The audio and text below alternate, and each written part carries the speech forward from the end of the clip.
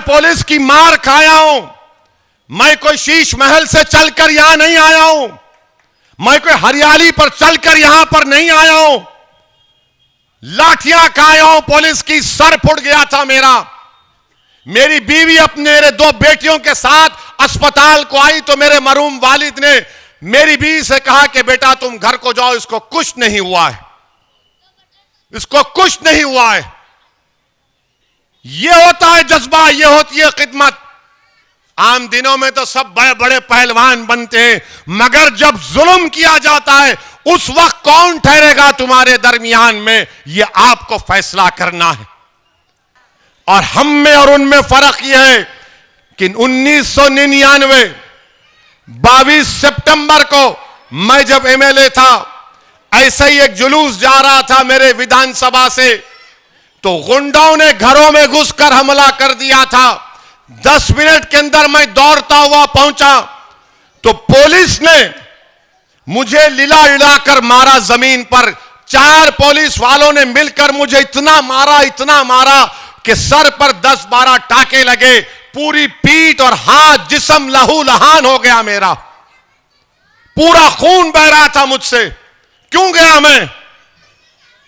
मैं भी घर में बैठ सकता था, मगर मुझे मेरे मरहूम वालिद ने सिखाया कि तुम पर जो लोग निकलकर वोट डालते हैं वो तुम पर एहसान कर रहे हैं। अब तुम्हारा काम यह है कि 5 साल में एक मर्तबा तकलीफ उठाएंगे, तुम रोज उनके लिए तकलीफ उठाना, और उनके लिए अगर मरना भी पड़े तो मर जाओ उनके लिए। मैं लाठियां खाया हूं, मैं पुलिस की मार खाया हूं। मैं कोई शीश महल से चलकर यहां नहीं आया हूं। मैं कोई हरियाली पर चलकर यहां पर नहीं आया हूं। लाठियां खाया हूं पुलिस की, सर फुट गया था मेरा। मेरी बीवी अपने मेरे 2 बेटियों के साथ अस्पताल को आई तो मेरे मरहूम वालिद ने मेरी बीवी से कहा कि बेटा तुम घर को जाओ, इसको कुछ नहीं हुआ है, इसको कुछ नहीं हुआ है। यह होता है जज्बा, यह होती है खिदमत। आम दिनों में तो सब बड़े बड़े पहलवान बनते हैं, मगर जब जुल्म किया जाता है उस वक्त कौन ठहरेगा तुम्हारे दरमियान में, यह आपको फैसला करना है। 2020 में इस तरह का जुल्म हुआ और 10 कदम के फासले पर एमएलए साहब हैं। इतनी हिम्मत नहीं थी कि निकलकर बोलते पुलिस को कि मुझे मारो, ये गरीब हैं, ये कोविड के परेशान हैं, भूखे हैं, प्यासे हैं, घर में पैसा नहीं है कि अपने औलाद को खाना खिला सकें। मगर आप नहीं निकले।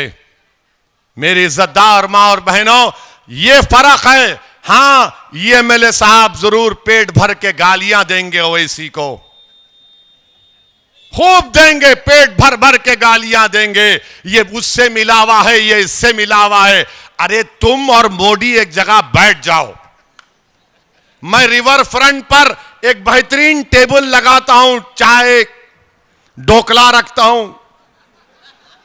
अगर गोश्त रखूंगा तो बोलेंगे ये कौन सा है, छोटा है या बड़ा है, तो गोश्त नहीं, ढोकला और चाय रखता हूं। मोदी जी को ही बिठाता हूं। ये कांग्रेस का नेता जो पूरा पैदल देश में फिर रहा है, उसको भी बुला लेते हैं। और वो दिल्ली का छोटा रिचार्ज जो है, ये तुम तीनों बैठकर फैसला कर लो, मैं क्या हूं तुम्हारा? मैं क्या तुम्हारा भाईजान हूं? मैं क्या तुम्हारा दुश्मन हूं? मैं कौन सी टीम का हूं? तुम तीनों बैठ के तय करो। मैं अपने खर्चे पर रिवर फ्रंट में एक टेबल लगा के बिठाने के तैयार हूं। मगर कम से कम जब गरीबों पर जुल्म हो रहा था तो तुमको निकलना चाहिए था। तुम नहीं निकले। तुम हक खो चुके हो दरियापुर के गरीबों से वोट पूछने का। कांग्रेस के पास कोई हक नहीं है।